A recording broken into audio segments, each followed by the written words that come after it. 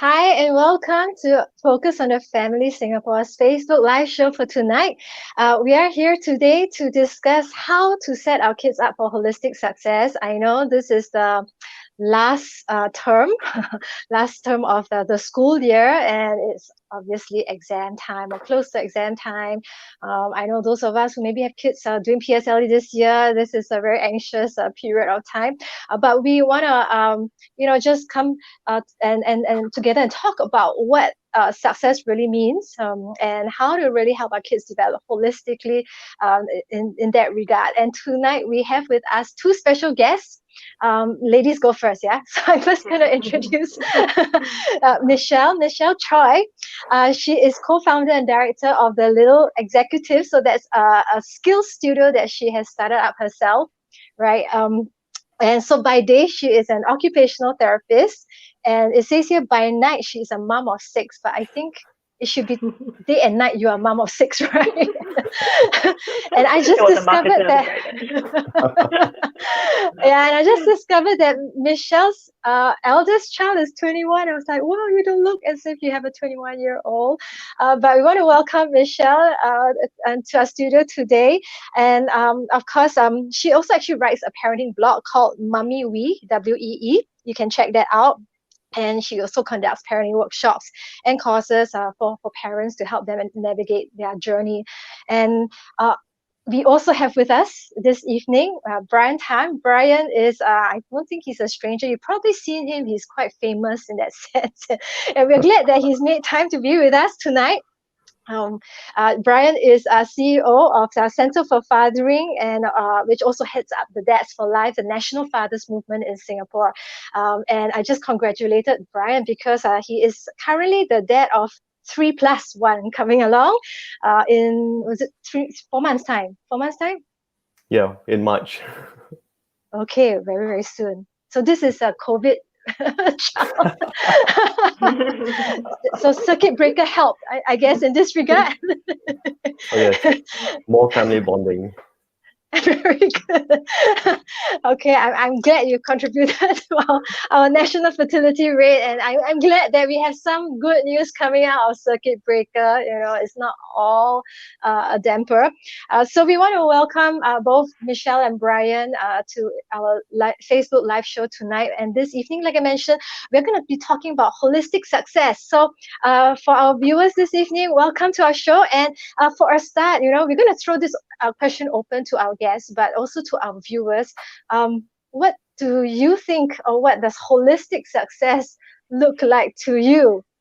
Okay, so if you could go to the Facebook chat and just start keying in your views, and I'm going to just throw this open to Brian and Michelle.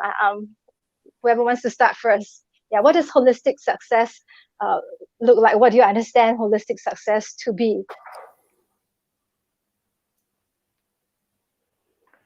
Well, for me, as an occupational therapist, it is very clear that it has to do with the whole child, all aspects of the child's development. And success for me, when I look at my kids, has never been about just academics. And in fact, the funny thing is when you look at the child as a whole and you develop the skill sets of the child, they will naturally be able to reach their potential.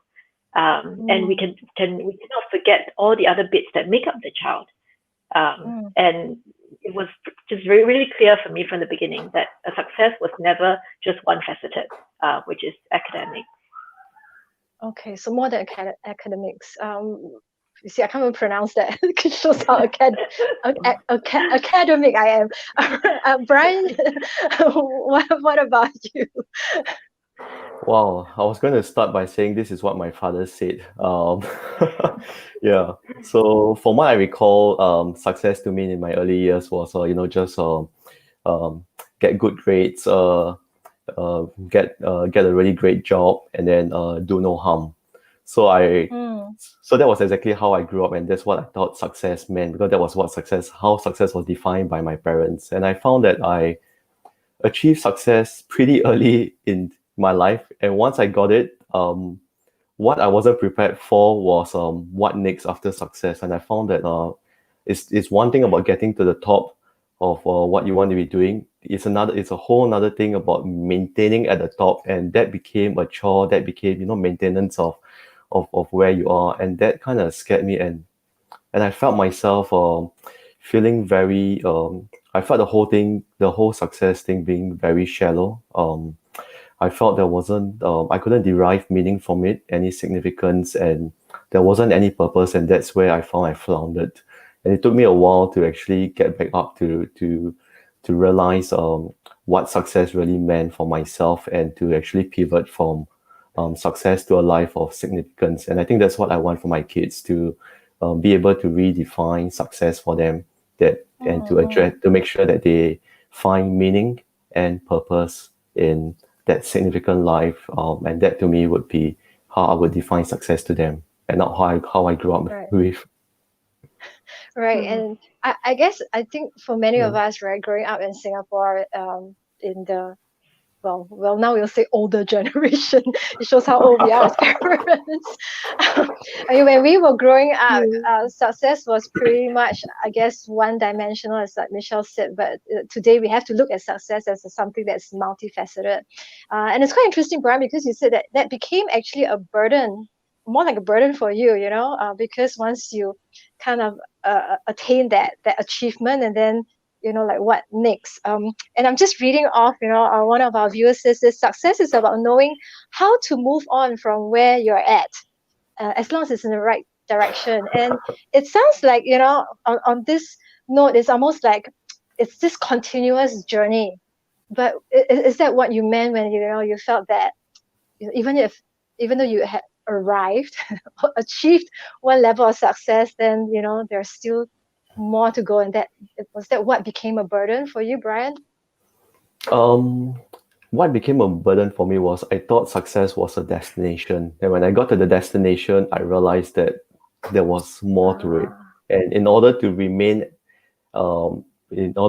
successful, you kind of need to continue to fight to stay at the top, to be in the lead pack, and and that took out a lot out of me. And that's where I found that I had to compromise on relationship with others. I had to compromise on my own values, which are really tore into me. I had to compromise my health, my joy, and and there was a price to it. And that's when I've come to realize that it is not a destination, it is a journey, because we are looking for many different forms of, I mean, as Michelle alluded to it, many different forms of success. It's about celebrating the many different achievements. So like my kids are, unlike Michelle, my kids are still young.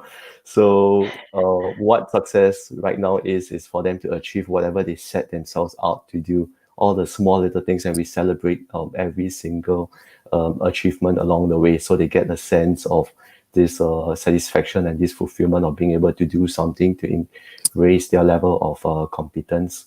Yeah. I Yeah, think it really that's really begins interesting. with the parents. For me, it was really funny, but I think my parents didn't get the memo at all. Study hard, get good grades, and then you'll be happy. I've Yeah. never heard of that at all till I became a parent. And then I Oh, realized, really? what? Yeah, Oh, literally, I've never heard of that till maybe 10 years back. And I said, seriously, your parents tell you guys that kind of thing? And then I realized that the whole generation of Singaporeans told that to their kids. And I think my parents really didn't get the memo, and so we were brought up Wow. to be happy, and we were brought up to just be a good person, to be kind, and it was by actions of my parents. They came from very poor families, and they worked really, really hard. They had a couple of kids, and they really, brought themselves to where they are today, right? And we watched, and we realized that integrity, honesty, being a good person, these were traits and values that would get you very far. And they never ever asked us to study. My mom was in SCGS, but she dropped out in like Sec 1 because they had no money to pay for school fees, and she had to work, that kind of thing. So, but they never equated it. And she was a nurse. And, so we grew up with very, very different sets of values. And I've really never heard that. And that is why I've never put that to my kids. I've never heard that as well. Until they come home and say, Mommy, do you know my friends say that their parents say that? I'm like, right. So Wow. it begins with the parents. Yeah. Okay, okay, Mm. and that's really interesting to hear, because I think, and I'm just like scrolling through the comments on our Facebook page, and someone just said like, "Wow, Michelle, you are really blessed." I think most of the experience that we have as Singaporeans, growing up in our society, is that, yeah, it's Yeah. about grades. And in fact, we have one of our viewers asking, um what are our schools today defining as success. And I know, Michelle, when you first kind of share your views, you said that as an occupational therapist, success is not just academics. Yeah. Would you Yeah. you want to Yeah. elaborate a little bit more? Yeah. So as an OT, we are very concerned about the whole child, right? And the potential of the child. So when I first came back from overseas as an OT, and I had my kids, and then when my two oldest kids are actually in university now already, right? So when I came back and my eldest started entering P1, and I looked at her syllabus and I was absolutely stunned. I was so stunned that our world has changed so much in one generation, yet the education system, the syllabus was more or less the same when we were in school. And that was when I decided that this is ridiculous. There's no way our kids can be prepared for the world, for the working world, for, now how everything is changing so rapidly. And I knew, and I looked forward 20 years and I said, you're kidding me, right? If I didn't do anything about it, my child would come out of this education system and she wouldn't be able to handle all the other things, thrown at her. So I always thought 10, 20 years ahead. And so I never put any focus on academics because I knew there were so many other skills. And so how, I came about to start TLE was because I literally searched for 15 years for an enrichment center or somebody who could do that part of it, because I was so busy, right, with 5 little kids at home running around the whole place, right? There was nothing. Everything was academic or sports or arts. But so I had to, build in them all these other skill sets myself. Then I realized that, hey, but over 20 years, I realized now this is even more crucial today. And you look at the, what we call the millennial generation, where they come out, they have no skills to cope with the fast changing, landscape that is facing them. Interesting. Brian, is this like maybe I don't know, a mother's perspective of success? I mean, you are, sent for I, fathering, dads for life. Like, what's a I dad's am take on all this? Yeah, I was going to say that I'm really mindful because I'm in the presence of so many mothers here, and and I know that my wife is tuning in, and I would hate to say that this education is a mom's job while dad's we just focus on protecting and providing for the family, but increasingly a lot more dads are realizing the influence that they bring, the influence that we have in the family, and how it affects how our child looks at academics. I mean, like one of the initiatives that we had at Dads for Life is back to school with dads, where we get dads to take time out to really ease the child, ease every child into school on the first day when school reopens. Write a note of encouragement and affirmation for the child, and if possible, try to spend time with your child when they're doing their work, even if you can't help them with. Like for me, I can't help my kid with math, but at least I be around them doing my own stuff, so they know that I am concerned. And I think and that's where I felt that as parents, I mean both dads and moms, we have this very crucial role that we need to play to address this whole perception of success, because we can't take away or we can't totally nullify the perception of how the world defines success, how our schools define success, how our society defines success, because this is something that our kids are going to face up to, and we need to them to understand that this is how the world defines it. It may be different from how we do it, but even if I tell my child, and that's where I struggle with, even if I tell my child, your grades don't matter, but when he goes out there and all, he's going to see the reality of it, and then he's going to start to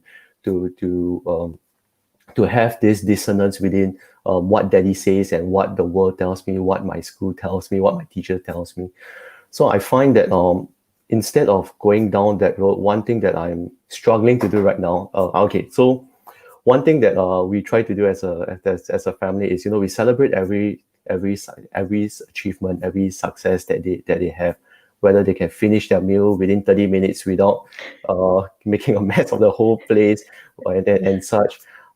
Schoolwork getting submitted on time and all. But I think more importantly, when they face heart pain, when they start to fail, when they start to fall behind the class, that's where I realized, and I also struggle with, to not jump on the other side of the fence and say, why are you like that? Why aren't you keeping up? But instead, be in that moment with them, cry with them, share their pain with them and all, and just share that setback with them, and just be with them in that moment, because that's who he is, that's who my child is. And one very recent thing is my kid is really careless, so he lose marks by just being very careless, and for the longest time I kept pounding on him, like, can you be less careless, and then I come to realize that how do you tell someone to be less careless? Right? I mean, that's the way he is, right?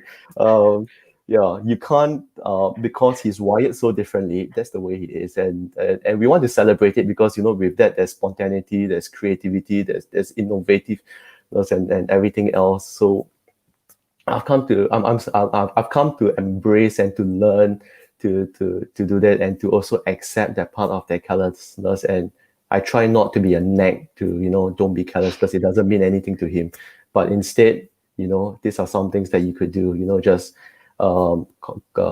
skip the question if you don't understand it. Come back to it. Have time, just review, just go through it again and again if you would like, and all. At least don't put down your pencil until the time is up. Just put in some practical tips to staying the course, but just being with him and just accepting him unconditionally, and reminding him that regardless of how he performs and who the world defines him, he is still my son. He's still the eldest of all his siblings. He has a place in our family, and he will be unconditionally accepted. Yeah.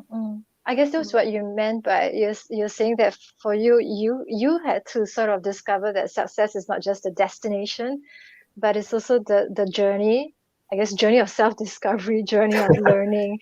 It is. Actually, someone asked, like, how do we help our children understand? You brought up the concept of significance, right?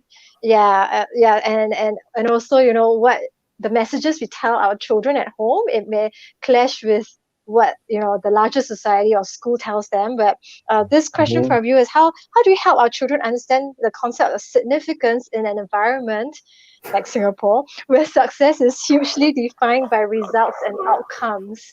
Yeah, so if we had to, I don't know, I mean, like, even give a one sentence or one phrase definition to our children, and kind of drill it in as to this is what real holistic success looks like.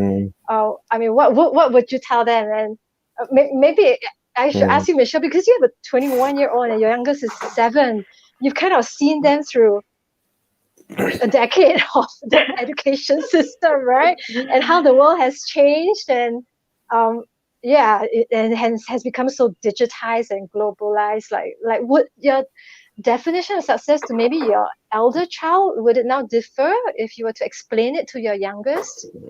No, I think fundamentally no. But I think we need to explain to parents, academic success and what we call holistic success is not mutually exclusive. I've never said anything to my kids like grades don't matter, it's just the effort, nothing like that. So they know my expectations, and my expectations are very high. It's high in the sense that I don't talk about grades or marks or anything, but it's very high in the sense that I expect you to do your best. I expect you to reach your potential, right? Laziness is not acceptable, right? So they know all of that. But and then I normalize failure. So from the time they enter P1, I don't even look into their school, but I don't know when they're taking their spelling. I don't know when their exams are. I literally have no idea which day their year-end exams are. No clue, right? Like, I have one taking O-levels right now. I had a year with one PSLE, one O-level, one A-level, right? The house was still really chill, Everyone was singing and happy and that kind of thing. But my second daughter, I mean, she's bright, and she was offered a PhD scholarship, and my elder, she's into fashion, and she's now, doing her degree in fashion. But so we support them I would support them for whatever talents and passions and dreams that they have. But so from the time they were little, right? So I normalize failure. You can come home, my son, right? He can come home with a 0.10 for things here. Yeah. And I say, okay, so did you study for it? He's like, no. I'm like, if you're fine with a 0, that's your 0. It's definitely not my 0, right? If you want to get a 5.10, you study for it. If you want to get a 10.10, you figure out a way to do it. And I will support you, right? And so they know all of that. And they know that effort equates to what you would get out of it. You need to put in the effort. So getting them to have intrinsic motivation is very, very important. Right now, what I see in the children that come to us, parents have to keep pushing them externally. There's no drive in them.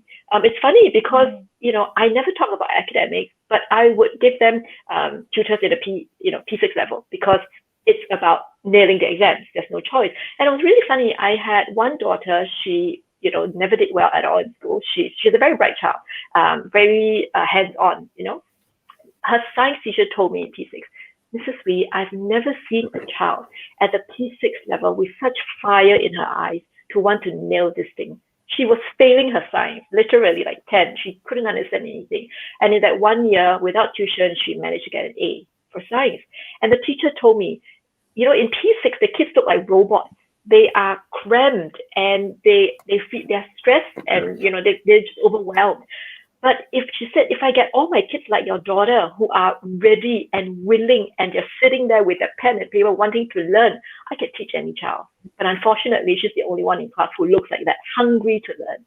So that is what we must instill in them, which is different. And it was so funny. I had another child and I got that was at home.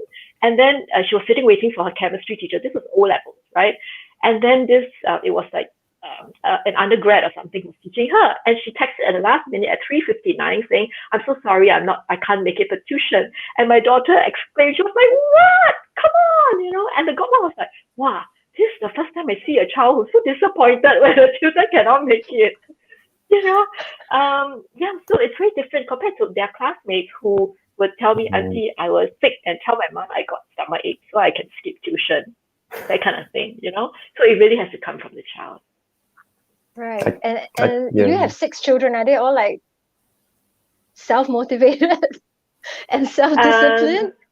So this has to be trained. So for example, I had one of my the younger ones, and one day, during her PSLE year, she was just saying out loud, Mommy, why are you not like all my other friends' moms? They're all taking leave and they're all sitting with their child, sitting there, to nag them, to coach them, to guide them for the PSLE. Before I could even answer, her sister came and said, you still don't know what Mommy's been trying to teach us. If Mommy has to sit there to ensure that you get it right, what about your future? You have to ensure that it is from you. You have to be independent about it. She went on, and the young was like, oh, okay. Okay, that's really interesting. I think I just answered one of our viewers' questions who asked about how do we instill some of this effort of motivation from young, even at preschool age. Brian, you have preschoolers. I don't know. Can you already tell whether they're going to become self-motivated and independent learners? Well, I think some of the signs show. And it's true. I mean, I have the same experience with Nichelle. I mean, every child, every one of our child is so different. So even if we want to define success, we can't put the same yardstick to every one of them, because every one of them, I mean, all of them just excel in different things, and they have their gaps in different areas or so. So even for me, I can't treat any one of them the same, even at this stage. And I think that's where when I try to align significance to them at some point as they individuate, that's where my wife and I will have to start to draw meaning of how they see the world, how we draw meaning from their interpretation of the world and the values and whatever else that they pick up along the way, and to also discern what they're good at, what their passions could possibly be, where their strengths are, and to really cultivate and to bring that to the fore, and to also nurture them to really through work and effort to achieve whatever they want with their passion, align with their passions, and hopefully at some point align to the purpose that they see for themselves.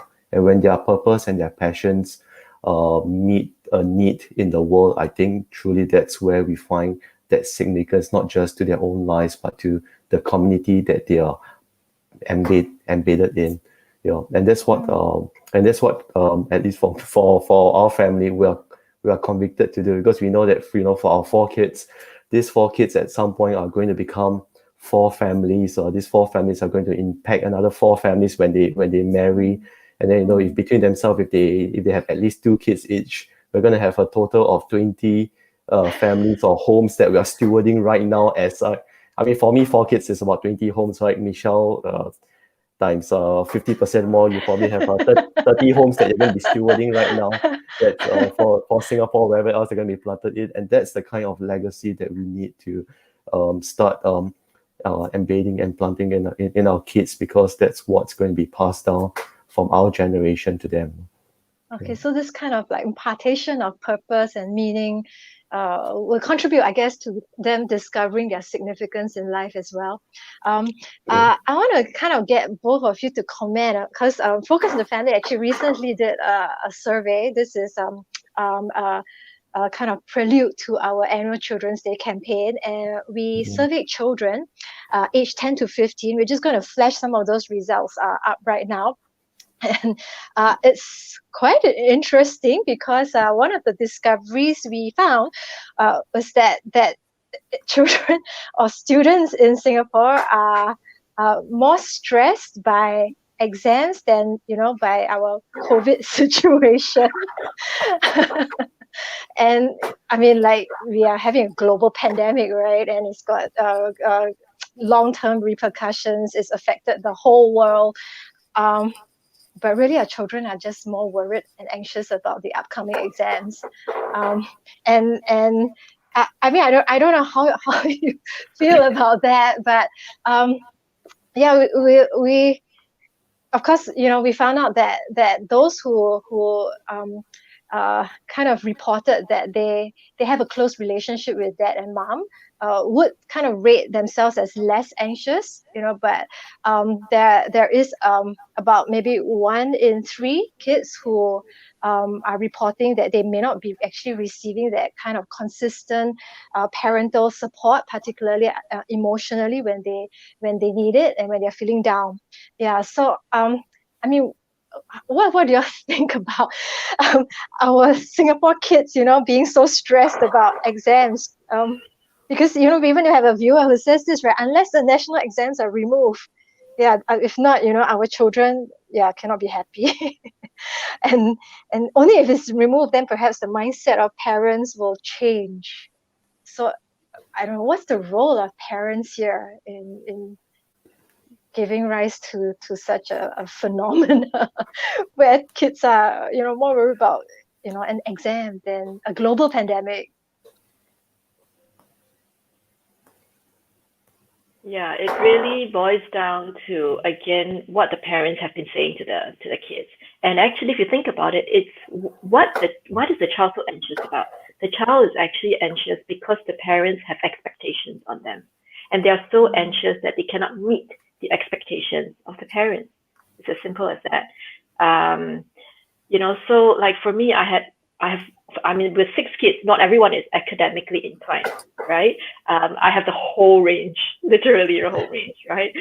There's some breakdown even in small class of 5, you cannot get the concept, right? But so what are parents afraid about? And I realized one area is parents are so afraid of these so-called neighborhood schools, right? So they'll do everything they can to try to put the kids in good schools. But then I have one child in a neighborhood school, and in fact, her experience there was so enlightening. She saw a different side of children. She saw a different side of Singapore, actually, that has changed her, and she would bring that back at dinner table conversations. And how in the more elite schools they are faced with friends who go to Alaska for holidays, that kind of ridiculous things, right? But when she went to the neighborhood school, she would tell me, "Mommy, I need to buy a calculator. It's $150. Is that too much to ask?" And she has changed. And even when I give her allowance, she would tell me, "No, I didn't finish my allowance. Next week, you don't give me so much." And all that was because her eyes were open. And she tells me that one of her best friends has a dad who, is going to jail tonight. What do I say to her? That kind of thing. And she has changed and she has become such a grateful child.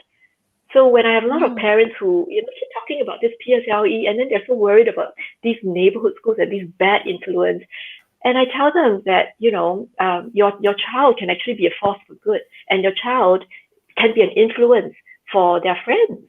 Instead of, why do you keep thinking that your child will be influenced to not study or go into gaming and that kind of thing. So I think it really starts from the parents. Yeah.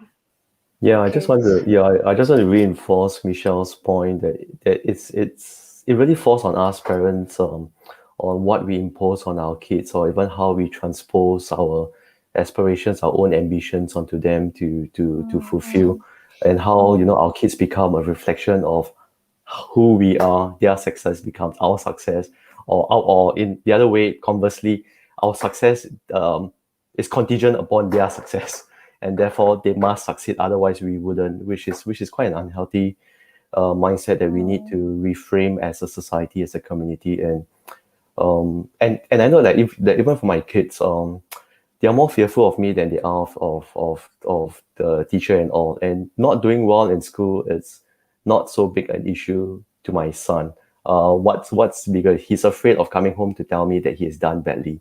So sometimes he lies because he's afraid of me, and that hurts me. Of course, initially when I hear about it, lying. I have this thing about lying and integrity, and I just cannot put up with lying. I just can't accept it. But at the same time, however much I want to discipline him to, not lie, I need to understand why he lies, how he got to that state of having to lie, because he didn't want to disappoint me. He didn't want me to reject him, and I realized that security to him was important. His identity somehow was not affirmed enough, and I failed to do that, and therefore he thought that his identity lies in how he performed in school, whether it's through his academic grades or even through his ECAs. And he wants to do this well so that he can gain my approval, gain my acceptance. And that's when I realized that I need to change my approach. And even if I believe so strongly in the law of integrity and not lying, but I cannot compromise that with the relationship that I have with my son, in providing him that unconditional acceptance, in affirming his identity, in establishing the moral authority within the home and a conducive environment for him. And even in the conflicts that I have with, the disagreements I have with my wife, all this adds up to anxiety in the home, and that's not healthy for our children. And that's something that I need to be mindful about also, to not compromise, the various laws and the laws of order in my mind versus harmony and the quality of relationships that we have at home. And that's something that I kind of need to. I know that I'm still trying to change to make sure that I help him feel secure in his identity, in his acceptance. Right. So both of you actually talked about expectations. So it sounds like it's not about not setting expectations for our child. Because Michelle, you did actually at one point say that you do have a high expectation of them, just not with regard to academic performance per se. And Brian, you're kind of also saying that we need to maybe even discuss and come to onto the same page as our spouse with regards to expectations that we may have, and also not just how we communicate the expectations, but how our child may perceive it, right? Like your son seems to have perceived that you expected him to perform, whereas you kind of wanted him to know that what is more important or critical is his character, right? That he behaves in a way that demonstrates integrity and honesty. If we could, share with parents out there, what would be, some tips that have really worked to cultivate, this I would say probably it's called the growth mindset, that term that's used these days, where our kids learn to take responsibility or ownership for their own academics, but also their own growth and development as a human being, in becoming independent. What would be some good ways to cultivate this in our kids, and setting the right measure or communicating the right kind of expectations to them. I give you an example. It's very funny. Kate cooks actually. When she was in K2, she could already make a whole family meal, right? And so there was once her friends all, and I asked them, "Do you all think cooking is very difficult?" And they all went, "Yeah, of course. It's only for adults, you know." And Kate was like, "Huh? No, but I can cook, right?" And so how that transpired was, Kate was the one who said, to her sisters, right? Do you know that every Sunday when Auntie goes off, Daddy makes the exact same roast chicken and potatoes? Then the sisters were like, "Yeah, so, Then she was like, "Why don't we cook?" Then they're like, "We're not free. If you want to cook, you cook, right?" So she literally cooked, right? And of course, the first time she was cutting tomatoes, it was all like a puddle of tomato juice, right? So, what a parent might have done would be like, all the sisters came out and they were almost going to like, "Kate, what is that?" Which would have smashed her confidence, right? But I looked at it, I was like, and I said, "Oh, Kate, wow, and you state what she has done, right? And then you guide her. So of course we don't, you leave her in the dark thinking that those tomatoes are fine smashed. But I gave her encouragement, and and I said, "Okay." So I asked her, and you also build the self awareness. So I said, "Okay, do you think the tomatoes should be chopped like that?" And she was like, "No, but I don't know why when I chop it became like that." And I said, "Okay, how about next time you don't press the tomato so hard while you're chopping?" Right? So the guidance of the parents is very important. But most parents will come in and say, "Yeah, you see lah, I already tell you you cannot cook. You see now our dinner how da da da da da da da." And the poor child would never want to go into the kitchen again. And we have many stories of kids who tried to wash the dishes, and the parents would come and nag that now there's water all over the counter, the whole floor is wet, and all that kind of stuff. So to really build a growth mindset, you need to ensure that whatever activity or challenge that they're doing is pitched at the right pace for the child. It shouldn't be too easy, that it's not even a challenge, but it also shouldn't be too difficult, that it is beyond what they can do. And then it's the response of the parent. That's a good one, which goes to show we also need to learn about our child, so we know how they are wired and their personality, right? Because out of your 6 kids, only one cooks. Oh, they all cook. Oh, they all cook. Okay, but this one learned really early on. Brian, I mean, maybe do you have some advice for dads? How can dads set the correct measure of expectations? Well, that's unfortunately for as dads, we're not the thermometer at home that that measures the state of the family life or environment. We are the thermostat because we set the thing. On days when I come back with the world on my shoulders and my face reflecting it, nobody's going to talk to me. Everybody will just stay away from that because you don't know when daddy's going to blow. And I know this, and I see the fear in the eyes of my kids, and I see the uncertainty in the eyes of my wife. It took me a few years to realize that I was inflicting such fear, and I kind of need to change the way I come in through the door and not bring in the cares of the world, because I affect the environment at home. So for me, it really boils down to role modeling. If I want my kids to learn about accountability, if I want my kids to learn how to manage conflicts, disagreement, how to resolve it, how to reconcile, and then how to seek restoration for the relationship. All this has to be modeled for them, and I need to take the lead to do that. How I model being authentic with them, how I share, how I try to share my life with my wife, share my aspirations, celebrate mini achievements, and even share the setbacks and how I manage the setbacks. So like COVID, this year was extraordinary because of the whole circuit breaker season and all, with the anxiety, uncertainty in the world, in all, and even for me, I struggled so much because it was a dark valley for me, because wasn't sure if I could continue to provide for the family. I wasn't sure if I could continue to protect the family. All this was just out of my hands,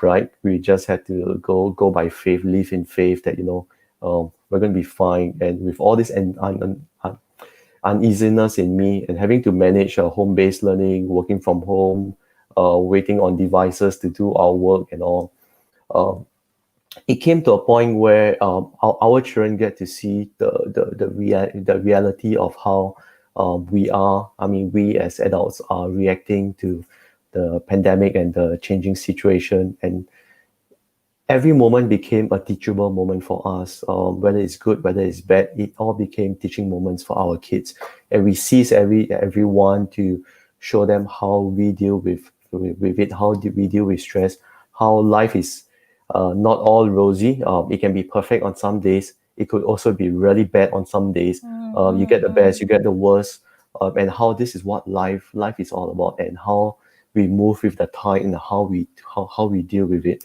And they see how we trim ourselves in tough weathers and all, and high seas.